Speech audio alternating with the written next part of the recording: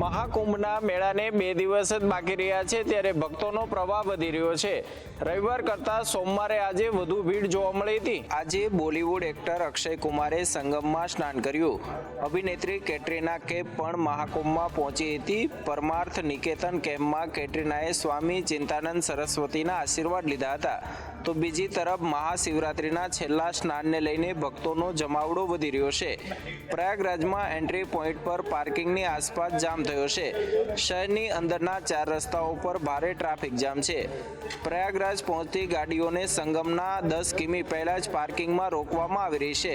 શહેરમાં ટ્રાફિક જામની સ્થિતિને ધ્યાનમાં રાખીને વહીવટી તંત્રએ નિર્ણય લીધો છે કે 24 ફેબ્રુઆરીએ ધોરણ 10 અને 12ની ધોરણની બોર્ડની પરીક્ષા લેવામાં આવશે નહીં। આજે 74 લાખ લોકોએ સ્નાન કર્યું છે। 13 જાન્યુઆરીથી અત્યાર સુધીમાં 62.61 કરોડ લોકોએ આસ્થાની પવિત્ર ડૂબકી લગાવી છે। મહાકુંભમાં ડૂબી જવાથી સુરતના એક યુવકનું મોત થયું છે। 12 દિવસથી કમલેશ વઘાસિયાનો કોઈ જ પતો નહોતો। સુરતના કતાર ગામમાં રહેતા કમલેશ વઘાસિયા પ્રયાગરાજ ગયો હતો, જ્યાં તેમણે ત્રિવેણી સંગમ ખાતે જોખમી ડૂબકી લગાવી હતી। વિડીયો ઉતારનાર વ્યક્તિ કહી રહ્યો છે કે ભાઈ આ શું કરી રહ્યો છે, છતાં કમલેશ વઘાસિયા બહાર નીકળ્યો ન હતો અને આ ડૂબકી તેના માટે મોતની ડૂબકી સાબિત થઈ ગઈ।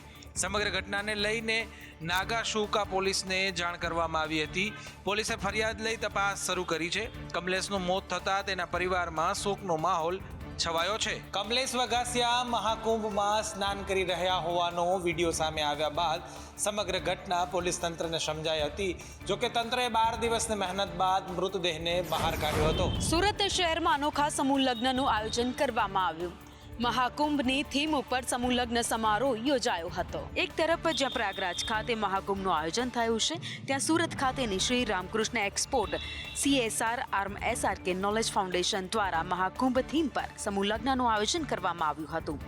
આઉટરિંગ રોડ મોટા વરાછા ખાતે આયોજિત પ્યોર વિવાહ શીર્ષક હેઠળ સમૂહ લગ્નનું આયોજન કરાયું હતું, જેમાં કન્યાદાનમાં ખાસ મહાકુંભમાંથી લાવેલા ગંગાજળ ઉપરાંત રિયલ ડાયમંડ, સોનાના મંગળસૂત્ર સહિત કર્યાવર આપવામાં આવ્યો હતો। એટલું જ નહીં, 75 યુગલોએ રામસીતાના શણગાર સાથે ફેરા ફર્યા હતા। કર્યાવરમાં મહાકુંભમાંથી લાવેલું ગંગાજળ પણ આપવામાં આવ્યું હતું। તો આ સમૂહ લગ્નના સમારોહમાં 15,000થી વધારે લોકો ઉપસ્થિત રહ્યા હતા। સોશિયલ મીડિયાનો ઉપયોગ પરણિતાને ભારે પડ્યો। વડોદરામાં એકતરફી પ્રેમમાં પાગલ યુવક પરણિતાના ઘરે જઈ પરણિતાને ધમકાવી। શહેરમાં એકતરફી પ્રેમમાં પાગલ પ્રેમીના કારસ્તાનથી પરણિતાને તેના પરિવારને ભારે મુશ્કેલીનો સામનો કરવો પડી રહ્યો છે। પરણિત મહિલાના પ્રેમમાં પાગલ યુવાન તેજસ પટણીએ મહિલાના ઘરે જઈ તેને ધમકાવી। પાગલ યુવાને મહિલાને ધમકાવતા કહ્યું કે મારી જોડે સંબંધ નહીં રાખે તો મજા નહીં આવે। યુવાને પાગલપણની હદ વટાવતા સોશિયલ મીડિયાના માધ્યમથી પરણિત મહિલાના ઘરનું સરનામું મેળવ્યું અને મહિલાના ઘરે પહોંચી ગયો। તેજસ પટણી નામનો યુવક પરણિત મહિલાના ઘરે પહોંચતા તેના પતિએ યુવકની ધોલાઈ કરી। સમગ્ર ઘટનામાં હજુ પણ તેજસ પટણીની સામે કાર્યવાહી ન કરતા આક્રોશ। તેથી જન્મના દાખલામાં લખેલી તારીખ જ માન્ય ગણાશે। જન્મ પ્રમાણપત્રમાં સુધારાને લઈને ગુજરાત હાઈકોર્ટે મહત્વનો ચુકાદો આપ્યો છે। એક અરજદાર દ્વારા પોતાના જન્મના દાખલામાં તારીખ સુધારવાની અરજી ગુજરાત હાઈકોર્ટમાં દાખલ કરવામાં આવી હતી, જેને લઈને હાઈકોર્ટે મહત્વપૂર્ણ ચુકાદો આપ્યો છે અને જન્મના દાખલામાં તારીખ સુધારાની અરજી ફગાવી દીધી અને આધાર કાર્ડ, પાન કાર્ડ અને ડ્રાઇવિંગ લાયસન્સ જેવા સરકારી રેકોર્ડમાં દર્શાવેલ જન્મ તારીખ માન્ય રહેશે નહીં। માત્ર જન્મના પ્રમાણપત્રમાં નોંધાયેલ તારીખ જ માન્ય રહેશે તેવું જાહેર કર્યું, કારણ કે જન્મના પ્રમાણપત્રને લઈને અનેક મૂંઝવણો હોય છે।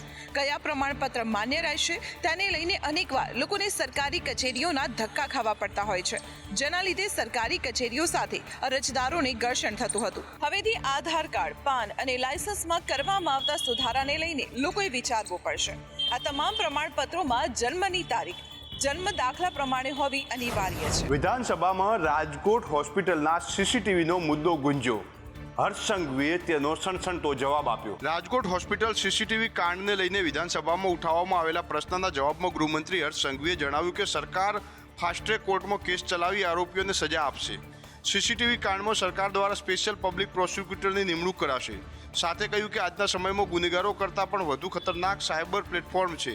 સાયબર ક્રિમિનલ આજના જમાનામાં રાક્ષસો અને દાનવો છે। આજના સમયમાં ટેકનોલોજી સુવિધાની સામે મોટું જોખમ પણ આપે છે। સાથે ડોક્ટરો કેમેરા તે જગ્યાએ તે કેમ ગોઠવ્યા તે તપાસ થશે। દરમિયાન આરોગ્ય મંત્રીએ હોસ્પિટલના અંગત જગ્યાના CCTVના રાખવા સૂચન કર્યું. હર્ષ સંઘવીએ એ પણ કહ્યું કે ગ્રાહકો પોતાના પાસવર્ડ નિયમિત બદલતા રહે તે પણ જરૂરી છે. અમદાવાદમાં કોના બાપની દિવાળી જેવો ઘાટ જોવા મળ્યો છે. રોડ બની ગયા બાદ તંત્રને અધૂરી કામગીરી યાદ આવતા રોડ તોડવો પડ્યો છે. મનપાની બેદરકારીથી શહેરીજનો હાલાકી ભોગવી રહ્યા છે. નવા વાસણા રોડ પર બનાવવામાં આવેલા રોડને તંત્રએ ડ્રેનેજની અધૂરી કામગીરી યાદ આવી અને હવે રોડ તોડવો પડ્યો છે. નવા બનેલા રોડ પર હવે ખોદકામ કરવામાં આવી રહ્યું છે અને એક તરફનો રસ્તો બંધ થયો છે, જેને લઈને વાહન ચાલકો ટ્રાફિક સમસ્યાથી પીડાઈ રહ્યા છે. આખરે રહીને ડ્રેનેજની કામગીરી યાદ આવી. મનપાની બેદરકારીનો જનતા ભોગ બની રહી છે તો બીજી તરફ લોકોમાં રોષ પણ જોવા મળ્યો. કરે કોઈ અને ભરે કોઈ જેવી સ્થિતિ અમદાવાદની શહેરીજનોની જોવા મળી રહી છે, કારણ કે રોડ તો બની ગયો, કરોડોનો પૈસાનું પાણી તો થયું અને આખરે રોડને તોડીને ફરીથી બનાવવા માટેની ડ્રેનેજની કામગીરી શરૂ કરવામાં આવી, જેના કારણે જનતાએ ટ્રાફિક સમસ્યાથી પીડાઈ રહી છે. રાજકોટ સિવિલ હોસ્પિટલની વધુ એક બેદરકારી સામે આવી છે. સંદેશ ન્યૂઝના રિયાલિટી ચેકમાં તંત્રની પોલ ખુલી છે. સૌરાષ્ટ્રભરની સૌથી મોટી ગણાતી રાજકોટની સિવિલ હોસ્પિટલ વિવાદોનું ઘર બની ગઈ હોય તેમ એક બાદ એક વિવાદો સામે આવી રહ્યા છે. ત્યારે હવે સિવિલના એક્સરે વિભાગ પાસેની લોબીમાં ટુ વ્હીલ વાહનનો પાર્ક થયાનો વિડીયો વાયરલ થયો છે. સિવિલના સિક્યુરિટી સ્ટાફ દ્વારા લોબીમાં કામ વિનાનો કોઈને ઊભો પણ રહેવા દેવામાં આવતા નથી. ત્યારે આ લોબીમાં જ એક બે નહીં પણ ચાર ટુ વ્હીલ વાહનો પાર્ક કરવામાં આવ્યા હોવાનો વિડીયો વાયરલ થતાં ફરી એક વખત સિવિલ હોસ્પિટલ ચર્ચામાં આવી છે. સમગ્ર મામલે સિવિલ હોસ્પિટલના અધિક્ષક દ્વારા તપાસ સોંપવામાં આવી છે, પરંતુ તપાસ રિપોર્ટ આવ્યા બાદ સિવિલ અધિક્ષક દ્વારા કાર્યવાહી થશે કે કેમ તે સવાલ થશે. આડેધડ વાહન પાર્કિંગને લઈને સંદેશ ન્યૂઝે હાજર કર્મચારીઓને સવાલ પૂછતા જવાબ આપવાને બદલે તેઓ ભાગ્યા હતા. ગાંધીનગરમાં વીસીઈ કર્મચારીઓએ સત્યાગ્રહ છાવણી ગ્રાઉન્ડમાં એકત્ર થઈ દેખાવો કર્યા. છેલ્લા 8 વર્ષથી પડતર પ્રશ્નોનો ઉકેલ લાવવા માંગ કરી. ગાંધીનગરમાં ફરી એકવાર વીસીઈ કર્મચારી વિરોધ પર ઉતરી આવ્યા છે. જી હા, આજે વીસીઈ કર્મચારી સત્યાગ્રહ છાવણીમાં એકત્ર થયા હતા અને માંગ કરી છે કે જે પ્રશ્નો છેલ્લા 8 વર્ષથી પેન્ડિંગ છે તેનો તાત્કાલિક ઉકેલ લાવવામાં આવે. વીસીઈને પગારના બદલે કમિશન અપાઈ રહ્યું છે, ત્યારે કાયમી પગાર અને સરકારી લાભ આપવાની માંગણી કરી છે. સાથે જ કોરોનામાં મૃત્યુ પામેલા કર્મચારીઓના પરિવારોને વળતરની માંગ કરી છે. પોલીસે દેખાવો કરી રહેલા કર્મચારીઓની અટકાયત કરી હતી, પરંતુ કર્મચારીઓ પોતાની માંગને લઈ હજુ પણ અડગ છે. રાજકોટમાં લવ જિહાદની ઘટના સામે આવી છે, જેમાં માતા પોતાની દીકરીને પરત લાવવા માટે ઝંખી રહી છે. વિધર્મી યુવકે પ્રેમ પ્રકરણમાં ફસાવી સગીરાને ભગાડી જતા માતાએ તેને પરત લાવવા માટેની ગુહાર લગાવી છે. સાહિલ સંધાર નામના વિધર્મી શખ્સે 15 વર્ષની સગીરાને ભગાડી ગયો હોવાના માતાએ આક્ષેપ કર્યા છે. સગીરાએ હું સાહિલ સાથે છું અને ખુશ છું નો મેસેજ માતાને કર્યો હતો અને આ મેસેજ મળતાની સાથે જ માતાના પગ નીચેથી જમીન ખસી ગઈ હતી. માતાનો આરોપ છે કે ટ્યુશનમાં જઉં છું કહીને ઘરેથી નીકળેલી દીકરીને પ્રેમ પ્રકરણમાં ફસાવી તેનું અપહરણ કરવામાં આવ્યું છે. મારી દીકરીને ફોસલાવી વિધર્મી યુવક ભગાડી ગયો હોવાનું માતાનું કહેવું છે. માતાએ પુત્રીને પરત લાવવા માટે ગૃહ રાજ્યમંત્રી હર્ષ સંઘવીને પણ રજૂઆત કરી છે. બસ હું અત્યારે એક જ વસ્તુ કહેવા માંગુ છું, મારી બેબીને મને અત્યારે જલ્દથી જલ્દ પાછી આપી દે. લવ જિહાદની ઘટનાને લઈને ગૃહ રાજ્યમંત્રી હર્ષ સંઘવીએ અનેકવાર લાલ આંખ કરી છે, તેમ છતાં પણ રાજ્યમાં આવી ઘટનાઓ અટકતી નથી અને આ જ કારણથી હિન્દુ સંગઠનોમાં હવે રોષ જોવા મળી રહ્યો છે. ટેટ ઉમેદવારોના વિરોધ પર શિક્ષણ મંત્રીએ નિવેદન આપ્યું છે. શિક્ષણ મંત્રીએ કહ્યું, કોઈની દોરવણીમાં આવીને આંદોલન ન કરવા જોઈએ. ભરતી કરવા માટે સરકારે જે બાંહેધરી એટલે જાહેરાત કરી છે પૂર્ણ રીતે થશે. તમામ મિત્રોને હું વિનંતી કરું છું કે સરકાર તમામ પ્રકારની પ્રોસેસ શરૂ કરી છે, એમની જાહેરાત આપી દીધી છે.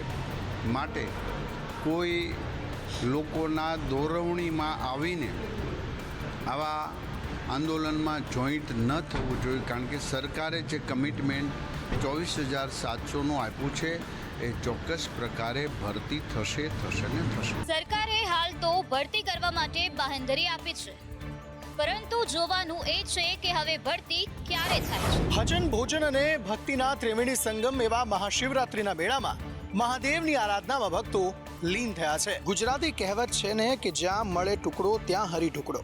ભજન ભોજન અને ભક્તિનો ત્રિવેણી સંગમ એટલે જૂનાગઢનો પરંપરાગત શિવરાત્રીનો મેળો. જૂનાગઢમાં ચાલી રહેલા મહાશિવરાત્રિના મેળામાં ભાવિકોના ભોજન માટે પણ વિશેષ વ્યવસ્થા કરાઈ છે. અનેક આશ્રમો અન્ન ક્ષેત્ર ચલાવી રહ્યા છે. પ્રતિવર્ષ ભવનાથના મહાશિવરાત્રિ મેળામાં 200થી વધુ ઉતારામાં સદાવ્રતની સરવાણી વહે છે. જે મેળામાં આવતા યાત્રિકો ભાવપૂર્વક ભોજન આરોગી તૃપ્ત થાય છે. આમ સખાવત અને સદાવ્રતની ધૂણી તખાવતા સંસારી સાધુઓની સેવાની સુવાસ થકી આ મેળો વધુ દિવ્ય બને છે. મેળાનું વાતાવરણ હર હર મહાદેવના નાદથી ગુંજી ઉઠ્યું છે. દેશ વિદેશથી લાખોની સંખ્યામાં શ્રદ્ધાળુઓ નાગા બાવાના દર્શન કરવા માટે અહીં મહાશિવરાત્રિના મેળામાં આવી રહ્યા છે.